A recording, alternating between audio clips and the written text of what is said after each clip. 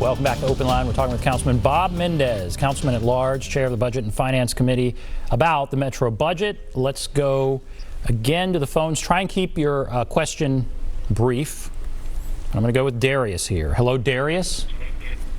Hey, good evening, Ben, and I will make it quick. I just have a problem with people having to pay that much in property taxes. I know people who are already paying nearly $5,000 that live in the 37204.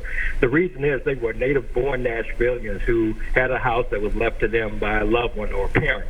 The thing is, if you're going to raise even 5, 10, 15% of property taxes, you better increase the waiting line at Chancery Court. They're going to have tons of hearings of people not being able to pay that property tax, which means it's going to go into auction, which means there's probably going to be a little bit of people being irritated that they were forced out of their house when our state governor, Governor Lee, of the Lee Company, and I'd like to see what he pays in taxes, should be asking his buddy, President Trump, to give us some money. Trump didn't tell us about this thing. He delayed it. So we're having to pay the consequences of an administration who didn't do what they were supposed to do. This is totally criminal to put it on the average citizens, and it's not going to be accepted. I can't see that being accepted. And as far as 4th of July and New Year's Eve, what good is it if I go to see some fireworks and then I don't have a place to go home to and sleep? Thank you. Have a good night. All right.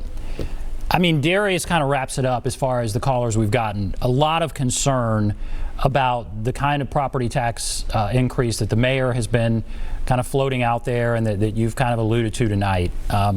There's just a lot of concern out there at this time, obviously. So what do you say to that concern? I agree with the concern. The trade-off we're going to have to face as a community is to keep a rate increase to a minimum. I mean, you cut transit and then people can't get to jobs. Do you cut libraries and school kids can't do homework?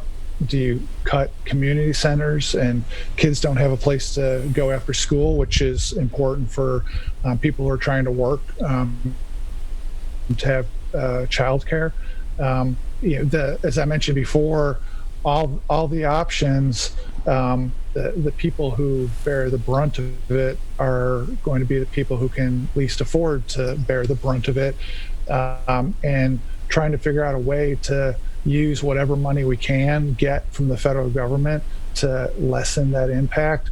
I am 100% confident that is on the mayor's mind every hour of every day these days, and so I don't have a magic solution for the caller, but we're gonna, as a community, have to feel our way through the options here. And we only have a couple minutes left. What do you want people to take away from this? The bottom line is we are going to face some really tough choices, some really the tough decisions are going to have to be made, and people need to be prepared for that. What do you want people to take away, I guess, at this point? Well, I would take away a couple. I mean, it's easy to talk about all the bad things, good things. The mayor campaigned on and has succeeded in getting some $50 million more per year out of downtown, mostly the convention center, and that's. That keeps this problem from being $50 million worse, and I applaud the mayor for that. There is a concerted effort to try to lean into the federal government to try to get cities some more revenue. There are options.